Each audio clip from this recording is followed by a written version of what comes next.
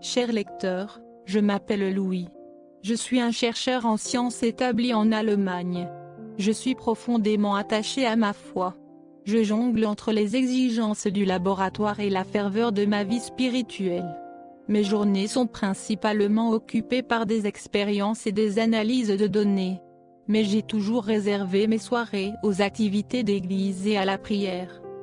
Récemment, lors d'une de mes réunions d'église, j'étais censé conduire une étude biblique, mais avant de quitter la maison pour aller à l'église, j'ai eu une vision qui est venue en moi. Je me voyais debout dans une étendue vaste et désolée. Le ciel était rouge sang. Un lourd pressentiment de détresse s'est emparé de mon cœur. Au loin, un homme étrange m'est apparu dans ma vision. Il était enveloppé des ombres. Je sus immédiatement qu'il était l'incarnation du mal. Sa présence était écrasante et dégageait une atmosphère malveillante qui a fait naître la peur dans mon âme. Il tenait un drapeau blanc sur lequel était écrit l'Antéchrist. Lorsque je vis cela, je fus saisi d'une telle peur que je tombai à genoux et commençai à prier avec ferveur. J'ai commencé à invoquer la protection divine. La bataille entre le bien et le mal se déroulait devant mes yeux. Alors que je continuais à prier dans cette vision, une lumière brillante a traversé l'obscurité, car c'était la présence divine. L'Antéchrist a reculé. Incapable de résister à la pure puissance de Dieu.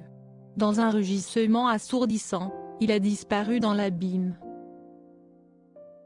Au milieu de la lumière brillante qui avait chassé l'Antéchrist de ma vision, une silhouette a émergé, rayonnante et inspirante. C'était un ange du Seigneur. L'incarnation de l'amour et de la vérité. Sa présence a comblé le vide laissé par le recul des ténèbres. On ne me l'a pas dit, mais j'ai su immédiatement qu'il s'agissait d'un ange envoyé par le Seigneur. Cette conviction ne laissait place à aucun doute en moi. D'une voix pleine d'autorité et de compassion, il a parlé. « Ne crains pas, car je suis venu pour être avec toi », me rassura-t-il. La vérité t'a été montrée, et je vais t'en révéler d'autres dans un but précis. Il a dit, l'Antéchrist est déjà parmi nous.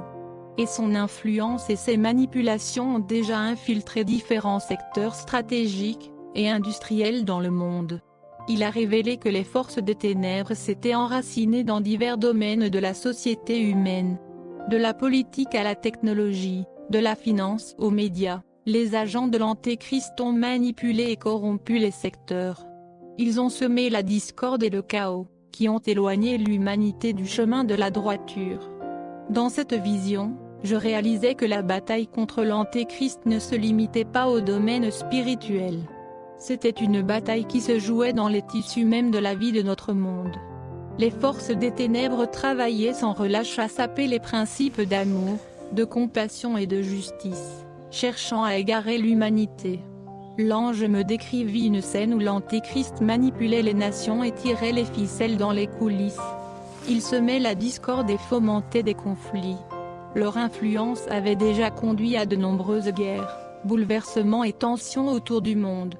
Avec un regard triste, il me révéla que les agents de l'Antéchrist avaient manipulé les nations et tiré les ficelles en coulisses, pour les faire entrer en guerre, en utilisant la cupidité, la peur et la duplicité pour atteindre leurs sombres objectifs. Il a provoqué des souffrances et des effusions de sang, tout en dissimulant ses intentions malveillantes. Ensuite, on m'a montré un mystère qui ira au-delà de l'année en cours, les intentions maléfiques de l'Antéchrist. Pour l'année 2024, elles étaient encore plus sinistres. Leur influence allait encore s'intensifier, poussant le monde encore plus loin dans l'abîme de la violence et du chaos. Les enjeux seront encore plus élevés que jamais, et l'humanité était à un point critique. En présence de l'ange, le poids de la crise imminente pesait sur moi. Il m'a regardé et il m'a parlé. Je cite, « Si les fidèles chrétiens ne prient pas avec ferveur et n'agissent pas, de nombreuses nations seront manipulées pour entrer en conflit et en guerre en 2024. Les enfants de Dieu doivent se lever car les conséquences seront terribles. Elles conduiront à la perte de nombreuses vies, à une famine généralisée, à des sans-abri et à la menace inquiétante d'une catastrophe mondiale, voire d'une troisième guerre mondiale. Il m'a révélé que les forces des ténèbres étaient prêtes à exploiter les divisions, la peur et la cupidité qui avaient pris racine dans les nations, les poussant vers les conflits et la destruction. Les souffrances et les troubles qui s'ensuivraient dépasseraient tout l'entendement. L'ange souligna que la puissance de la repentance et de la prière, de la foi et de l'unité entre les croyants est essentielle, et pourrait constituer une force redoutable pour contrer l'influence de l'Antéchrist. En s'unissant dans la dévotion, les croyants pourraient agir comme une brillante lumière d'espérance sur le chemin de la paix, de la réconciliation et la compréhension. Le destin des nations est en jeu. Et la clé pour éviter la catastrophe se trouvait entre les mains des chrétiens fidèles. L'année 2024 s'annonçait comme un tournant décisif et c'était un appel à l'action pour que les chrétiens prient, travaillent et se serrent les coudes afin d'empêcher le conflit imminent avec des conséquences dévastatrices. J'entendais le bruit de nombreuses eaux et j'étais curieux de savoir ce que c'était. L'ange me parla et me dit: les nuages des ténèbres étaient épais et prêts à déverser le mal sur l'humanité. J'étais confus et je ne le comprenais pas, puis il me dit à propos de ce que je croyais être la signification de ce bruit. Il me révéla que la manipulation de l'Antichrist s'étendait au système financier mondial, et qu'en 2024, elle déclencherait un krach économique catastrophique. Ce krach orchestré par l'Antéchrist enverrait des ondes de choc dans toute l'économie mondiale. Les retombées de cet effondrement économique seraient profondes. Cela va entraîner un chômage généralisé, la fermeture d'entreprises et l'instabilité financière pour d'innombrables familles. Dans le sillage d'une telle crise, la pauvreté s'installera et touchera de nombreux croyants et non-croyants. Dans un état de besoin extrême, la famine sera inévitable car les troubles économiques perturberont la production et la distribution des denrées alimentaires, et des ressources essentielles. Les familles se battraient pour mettre de la nourriture sur leur table, et les communautés seraient ravagées par la faim et la souffrance. Les croyants qui s'étaient consacrés à la prière ne seraient pas à l'abri de la souffrance qu'il a révélée. Ils seraient eux aussi confrontés à la dure réalité des difficultés économiques, de la famine et de l'incapacité à subvenir aux besoins de leurs proches. En cette période de ténèbres, même les plus pieux se trouveraient dans une situation désespérée. Ce que je voyais me plongea dans une profonde douleur et dans des larmes. Mes bien-aimés, ce que je voyais était très désespérant. L'ange étendit ses mains et les posa sur mes épaules tandis que je me courbais et pleurais. Il me parla avec des mots réconfortants, que les gens dans le monde doivent chercher la repentance et le salut dans le Seigneur Jésus-Christ. Ils doivent aussi s'engager dans des prières ferventes pour contrecarrer les plans diaboliques de l'Antéchrist. Pour l'année 2024, qui se profile à l'horizon, le premier et principal conseil qu'il m'a donné, est que les chrétiens doivent fortifier leur foi, et ils doivent s'engager dans des prières ferventes et incessantes. Il a encouragé les chrétiens à renforcer leurs liens spirituels, à rechercher des conseils et une protection divine face à l'adversité. Par la prière, les croyants pouvaient puiser dans la puissance spirituelle collective qui pouvait les protéger de l'influence de l'Antéchrist.